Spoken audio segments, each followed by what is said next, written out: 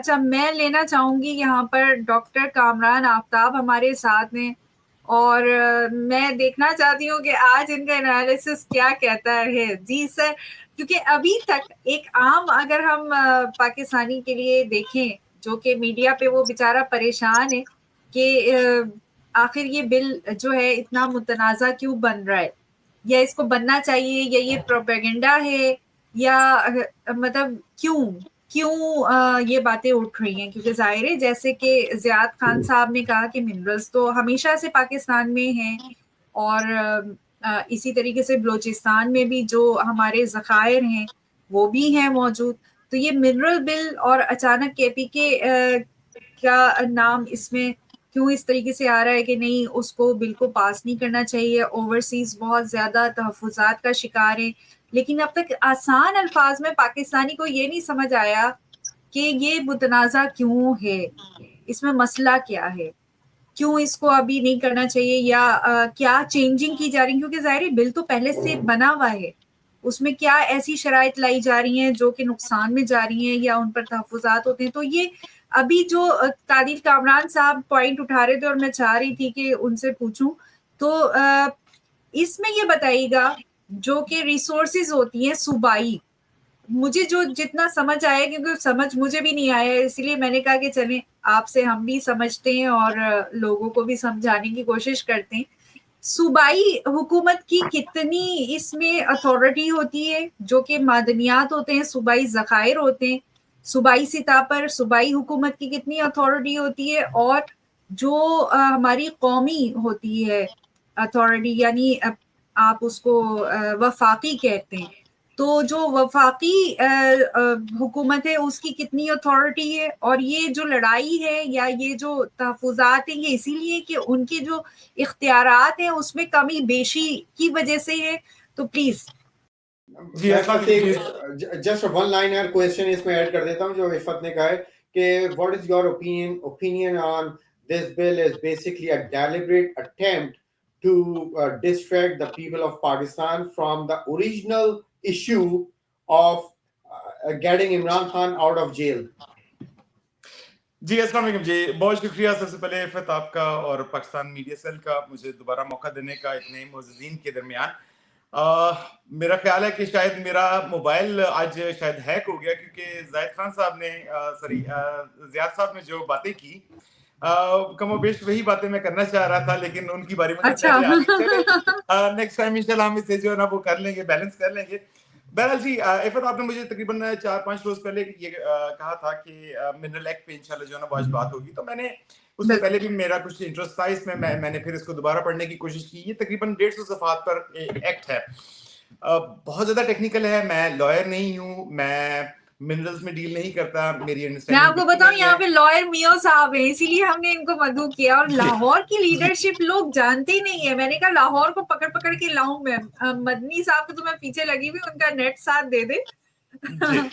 अच्छा, चले मैं बहरहाल आता हूँ वापस। अच्छा, तो मैंने जो बहरहाल मैंने पढ़ने की कोशिश की, मुझे ऑनेस्टली समझ नहीं आई, कुछ समझ आई, कुछ समझ नहीं आई। तो लेकिन जो समझ नहीं आई उसकी बुनियाद पर अब मैं कोई इसकी जो टेक्निकल एस्पेक्ट्स हैं उन पर जो है ना वो बिल्कुल बात नहीं करूंगा। आपको ये बहरहाल समझना होगा कि ये बिल लाने का मकसद क्या है। इसका मकसद ये है कि अमेरिकन ने हाल ही में जो है ना वो मिनरल्स में दिलचस्पी जाहिर की, और आर्मी के लिए, पाकिस्तान की मिलिट्री एस्टेब्लिशमेंट के लिए ये बड़ा अच्छा मौका था कि अपनी जो उनका जो कब्जा है मुल्क के ऊपर, उसको वो लेजिटिमेसी फराहम करें। तो इस मकसद के लिए उन्होंने जो है वो अपनी खिदमत पेश की अमेरिका को। अच्छा, अब अगर अज्यूम करते हैं कि जी ये बिल पास हो जाए तो फिर क्या होगा? फिर इससे ये होगा कि जो डोनाल्ड ट्रंप साहब हैं वो रुकेंगे नहीं, वो कुछ और मांगेंगे, क्योंकि लेजिटिमेसी उन्होंने देनी है इनको। तो ये सिलसिला उस वक्त तक चलता रहेगा जब तक कि उनको अपनी फराहम करते रहेंगे। अच्छा, इससे नुकसान क्या होगा? नुकसान सिर्फ पाकिस्तान की अवाम का होगा और पाकिस्तान का होगा। अब चलें, मैं for the sake of argument ये बात बिल्कुल एक्सेप्ट कर लेता हूँ कि जी ये जो बिल है ये बड़ी अच्छी इंटेंशन के साथ इन्होंने जो है ना वो पेश किया है इस वक्त, और ये मुल्की मफाद जो है ना वो इसमें इसको मलहूज़े खातर रखा गया है, और इसके बगैर पाकिस्तान का गुजारा नहीं है। चलें, for the sake of argument मैं ये मान लेता हूँ 1 मिनट के लिए। तो फिर अब इसका फैसला किस तरह किया जाए कि इसके अंदर जो शिकें आपने डाली हुई हैं क्या वो मुल्की मफाद में हैं या नहीं, उसके लिए जाहिर है आपको एक नेशनल डिबेट की जरूरत है। तो चंद एक शिकें जिस पे आप समझते हैं कि एतराजात जायज हैं, वो आप यहाँ बयान कर सकते हैं, क्योंकि जाहिर है वैसे तो 150 सफ़े आपके साथ ज्यादा मुझसे पढ़े लिखे लोग बैठे हैं, वो बेहतर बता सकते हैं। जो मुझे अंडरस्टैंडिंग हुई है वो ये हुई है कि जो आपने एक सवाल भी किया था कि वफाक के पास क्या इख्तियारात हैं और सूबों के पास क्या इख्तियारात हैं। जो आपकी गैस है या जो ऑयल है और या वो मटेरियल जो आप न्यूक्लियर एनर्जी के लिए यूज करते हैं, ये वफाक के अंडर आते हैं, बाकी सारे जो है ना वो सूबों के अंडर आते हैं, एज पर माय अंडरस्टैंडिंग। लेकिन एक जो है ना बड़ा ग्रे एरिया है, वो है स्ट्रेटेजिक इंपॉर्टेंस के मिनरल्स। ठीक है जी। अब स्ट्रेटेजिक इंपॉर्टेंस के मिनरल्स कौन से हैं, इसकी कोई डेफिनेशन नहीं है। ये डिफाइन किसने करना है? ये हुकूमत वक्त ने डिफाइन करना है, यानी कि पाकिस्तान की मिलिट्री एस्टेब्लिशमेंट ने डिफाइन करना है कि स्ट्रेटेजिकली इंपॉर्टेंट मिनरल्स कौन से हैं। यानी कि अगर वो कहते हैं कि जी ये नमक जो है ना ये अब स्ट्रेटेजिकली इंपॉर्टेंट हो गया है पाकिस्तान की गवर्नमेंट के लिए, तो इसका मतलब है कि अब वो वफाक के अंडर आ जाएगा, वो सूबों के अंडर नहीं रहेगा। ये जो बेसिकली ये जो पिच है ना, ये ग्रे एरिया वाली, इसके ऊपर जो है ना वो इस वक्त सारी जंग चल रही है, इसी के ऊपर खेला जा रहा है। ठीक है जी। लोहा है फॉर एग्जांपल, अगर लोहा इस वक्त निकल रहा है, आयरन निकल रहा है, तो वो वफाक के अंडर है क्योंकि इसकी स्ट्रेटेजिकली इंपॉर्टेंस नहीं है। लेकिन कल को हुकूमत पाकिस्तान ये ऐलान करती है कि नहीं जी हमने लोहे से जो है ना वो बम बनाने का कोई तरीका सीख लिया है, मैं एग्जांपल दे रहा हूँ, तो फिर वो स्ट्रेटेजिकली इंपॉर्टेंट हो जाएगा और वो वफाक के अंडर चला जाएगा जी। अच्छा, तो अब जो दूसरा सवाल और जो अहम सवाल और जो आपका मेन टॉपिक भी है कि क्या पाकिस्तान तहरीक इंसाफ इस या लोग जो है वो चाहते हैं या समझते हैं कि इस बिल के थ्रू किसी तरीके से नेगोशिएशन हो सकती है और इमरान खान साहब को बाहर निकाला जा सकता है। मेरे ख्याल में ये अंडरस्टैंडिंग जो है वो अगर कोई पाकिस्तान तहरीक इंसाफ में या पाकिस्तान के अवाम में अगर वो ये समझता है कि इस बिल के थ्रू आप नेगोशिएट करके इमरान खान साहब को बाहर निकाल लाएंगे, तो मेरे ख्याल में ये एक डिजास्टर होगा पाकिस्तान के लिए, इमरान खान साहब के लिए भी और आम अवाम के लिए भी। और इमरान खान साहब, जहां तक मेरी अंडरस्टैंडिंग है, वो ये कभी नहीं चाहेंगे कि इस तरह की किसी नेगोशिएशन में पार्टिसिपेट किया जाए कि आप ये बिल एक्सेप्ट करें तो हम आपको बाहर निकालें। अच्छा, अब इसको पास करने के क्या तरीके हैं वफाक के पास? एक तरीका तो वही है जो 26वीं आईनी तरमीम के वक्त उन्होंने किया कि जी सबको आप उठा लें और सबसे साइन करवा लें और अल्लाह खैर से पास हो जाएगा। लेकिन उस सूरत में प्रॉब्लम ये सिर्फ होगा मेरे ख्याल में कि चूंकि ये आप अमेरिका की मदद के लिए ये सारा काम कर रहे हैं, तो अमेरिकन जो हैं वो उनको एश्योरेंस नहीं होगी कि उनके जो सिक्योरिटी के जो इश्यूज हैं उनको टैकल किया जा सकेगा मुस्तकबिल में अगर वो यहाँ पर इन मिनरल्स को निकालने के लिए आते हैं। और फिर ये कि इसकी जो लॉन्गलिविटी होगी, यानी कि ये कितना अर्सा ये चल सकेगा अगर जोर जबरदस्ती से आप निकालना भी शुरू कर देंगे, इसके लिए भी जाहिर उनके पास कोई गारंटी नहीं होगी। तो इस तरीके से मेरे ख्याल में अमेरिकन मफादात जाहिर है जहां पर फिर अजीज हो वहां पर अमेरिकन इस तरह की किसी अरेंजमेंट पे काबू नहीं नहीं रखेंगे, अपनी बैट नहीं लगाएंगे। वो ये चाहेंगे कि ड्यू प्रोसेस ऑफ लॉ के थ्रू इसको पास किया जाए। अब ड्यू प्रोसेस ऑफ लॉ क्या है कि जी लोग जो है वो जो असेंबली में बैठे हैं वो इस बिल को पास करें। हाँ, अब ऑप्शंस क्या हैं जी?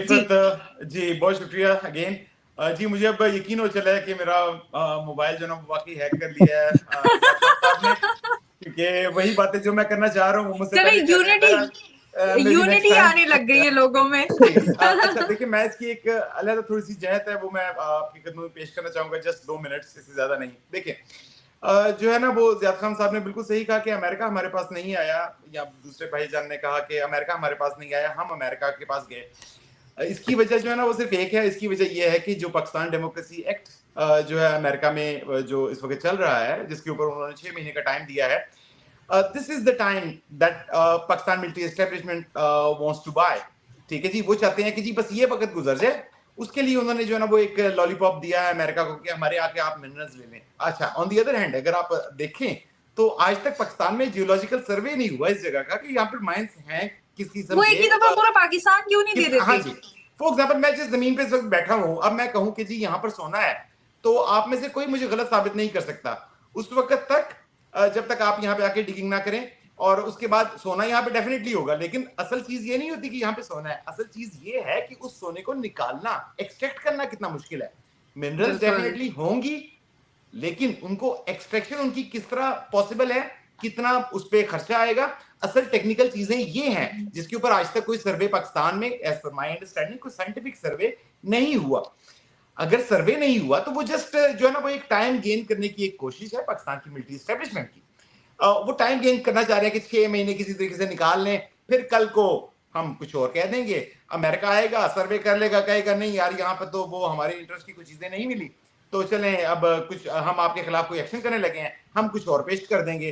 तो this is what they are doing and this is what they will do in future as well. लेकिन ये भी हो सकता है कि वाकई यहाँ पर जो है ना वो सोने के ज़खायर हों, जिन जगहों का भाइयों ने जिक्र किया। तो लेकिन अब पिंक सॉल्ट सोने से कम है क्या? असल चीज ये है कि क्या आम आवाम ने ये बाय करनी है थ्योरी, ये बड़ा क्वेश्चन है। माजी में आपने बड़े बड़े सुने होंगे, वो एहसन इकबाल साहब है माशाल्लाह, वो हमेशा हर 6 महीने बाद आया करते थे कि जी ये जो मंसूबा है ना ये गेम चेंजर हो जाएगा पाकिस्तान के लिए।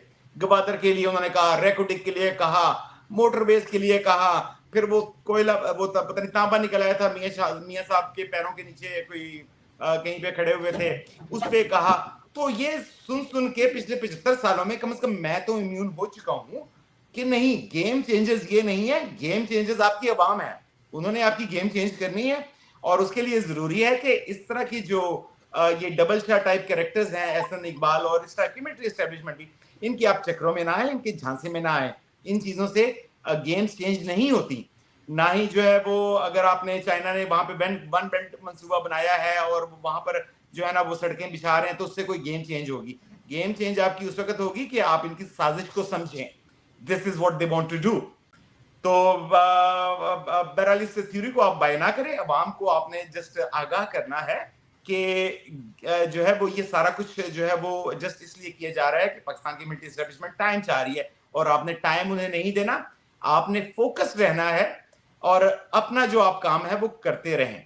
हाँ, पार्लियामेंट में आपने रेजिस्ट जरूर करना है अगर आप कर सकें इस बिल को लेके, क्योंकि कर सकें, करना चाहें, ये पाकिस्तान की अवाम के मफाद में बहरहाल नहीं होगा।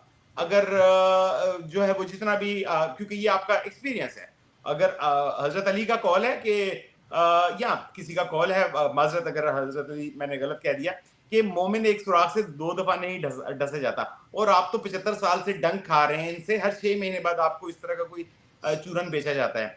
तो अवाम को थोड़ा सा होश करना चाहिए और थोड़ा सा जो है ना वो एहतियात करनी चाहिए और अपनी आंखें खुली रखनी चाहिए।